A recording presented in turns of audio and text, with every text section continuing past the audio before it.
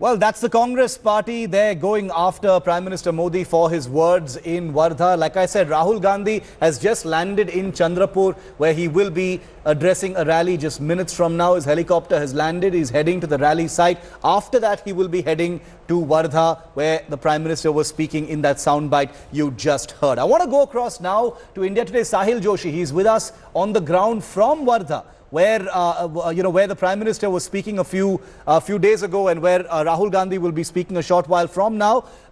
Sahil, the Prime Minister's words from Wardha a few days ago, now the subject of a complaint by the Congress to the Election Commission, and Rahul Gandhi will be there in Wardha a short while from now as well.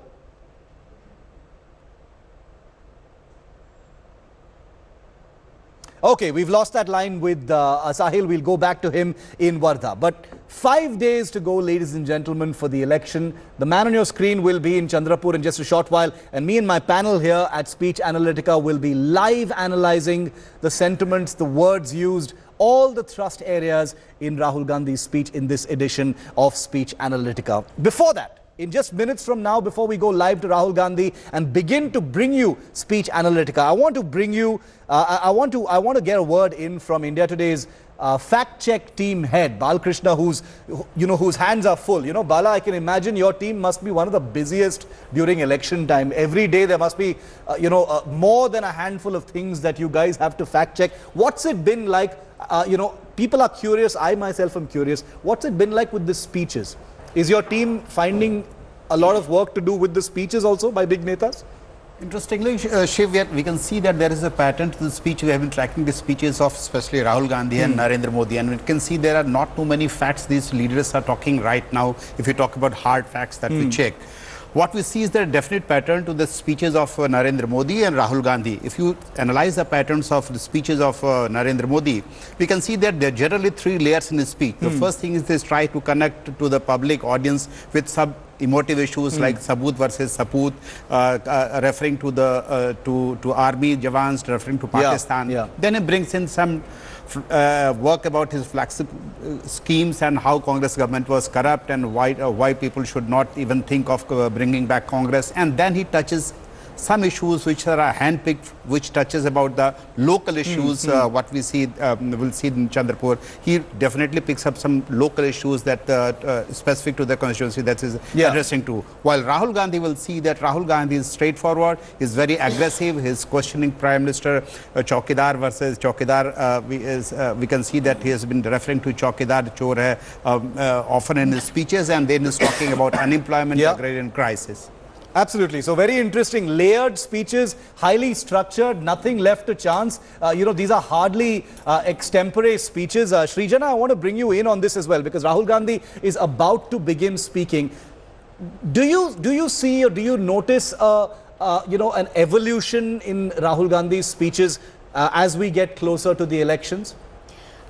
I think there's been a sort of steady evolution, Shiv, in his speeches in any case. I think the kind of watershed moment came in Gujarat, when his speeches suddenly became much more aggressive, much more cutting, much more ironic. That's when he first mentioned the Gabbar Singh tax.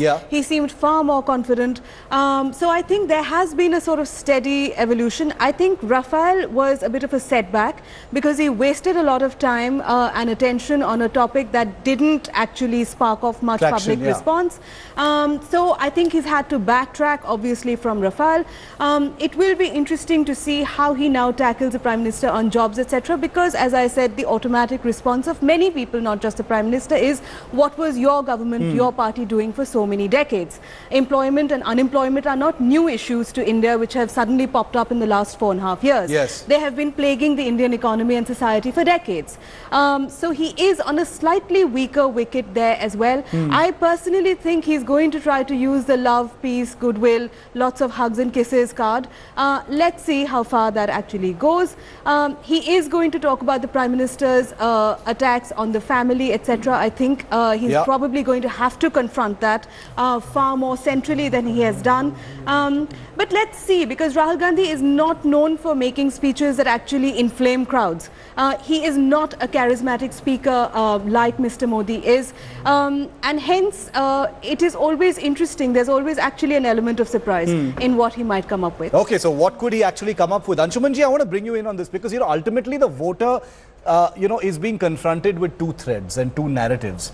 With both of these leaders, both prominent leaders, Rahul Gandhi on the one side, Narendra Modi on the other, pretty much sticking to their formulas. They're not stepping out of their comfort zones right now. So, isn't that going to be complicated? Shiv, as far as Maharashtra is concerned, there are 50% of the geographical areas under drought. And these are the areas which are actually under severe drought. So probably in Maharashtra, the drought is the core issue, farm distress is the core issue, and even Mr. Modi or BJP will have to go there, they'll have to talk about that. Yeah. And if you see the campaigning of Fadnavis in last few days, he's also going back to the farmer issue and reminding them that what they have done for that. This is where the thing is that actually. And in Maharashtra, the seats are getting closer because of the late alliance between Shiv Sena and BJP is now settling down. So probably Rahul Gandhi is going to hit upon farm distress, which is going to be the more core issue of the elections. Okay, I want to play out for since this happened just a short while ago when Rahul Gandhi was in Pune, where there were chants of Modi and he was forced to respond on that. Interesting point. It's a sentiment that he's expressed before, that I have no hatred for Modi. This is a man he's actually hugged in Parliament as well. I just want to play out that interesting segment for you now. I love Mr. Narendra Modi. No, I do. I genuinely have no hatred towards the man at all. Viral ho gaya. I have no anger. Simmer down, he's saying something, yes. I have no anger, but I have no anger towards or hatred towards Mr. Narendra Modi. He has anger towards me. It's fine, no problem. I have no anger towards the man.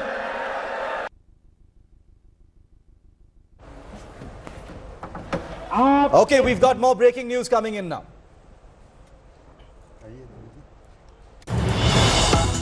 Thanks for watching the video. For more such news and updates, please like, share and subscribe to India Today. Also check out our other great videos from our channel. We know you will love to.